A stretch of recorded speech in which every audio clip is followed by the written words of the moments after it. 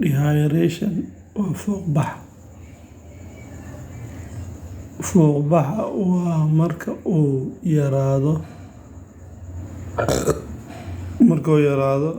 dheecaannada ku jira jirka, taasoo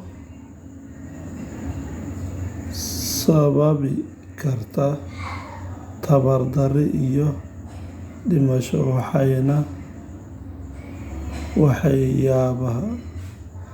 waxyaabaha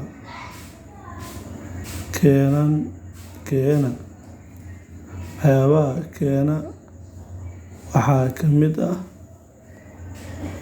1. Fitamiin Diarrhea Malnutrition macnaha wuxuu ka wadaa markay nafaqooyinka jidhka ka dhamaadaan, dheecaannada nafaqeedka ah oo jidhku ka nuugo cuntada uu cuno, cabitaanka iyo khudaarta, waxyaalaha uu ka nuugo oo energy ahaan ka dhigo, waxyaalahaas markuu waayo jirka ama ay ka dhamaadaan, jirka waxaa ku dhacaya fuuq-bax.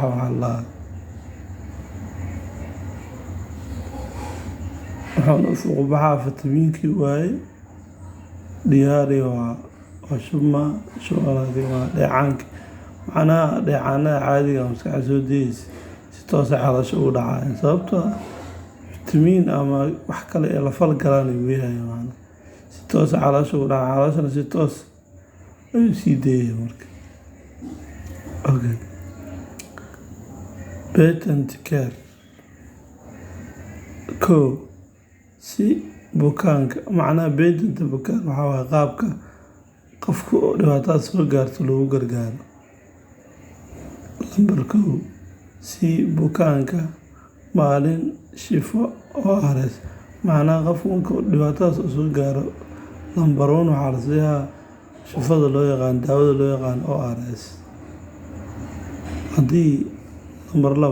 Haddii xaaladda bukaanka ay tahay mid halis ah, ku daweey solution ringer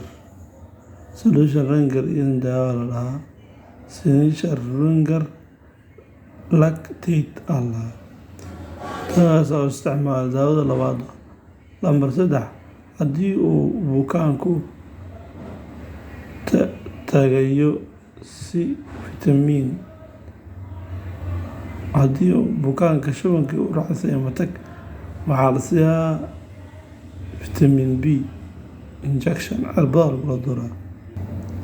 Shubankan waxaa lagu joojiyaa ORS. Qofka matag ka socdana waxaa lagu joojiyaa fitamiin B oo cirbad ah, waa la duraa.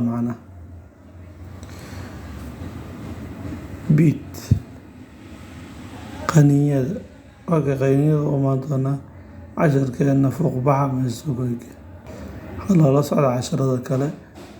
Teeda kale, casharada dadka nagu cusub waxaan ka doonaynaa subscribe inay noo saaraan, dadka hore noola socdaan like noo saaraan. Wixii haddii aan kusoo darayno maadada loo yaqaano daaweynta oo pharmacology ama pharmacy medicine si toos uga hadlayso, haddaan kusoo darayno comment-ga waa nagu soo qori kartiin insha Allah. Haddaan nagu soo qortiin oo ku darayna casharada aan qaadan doono, buugaagta aan qaadan doono ku darayna insha Allah. Casharada kale lala socda, casharkaana si fiican loo xifdiyo, daawooyinka ku guda jiro iyo qaabka loo isticmaalayo.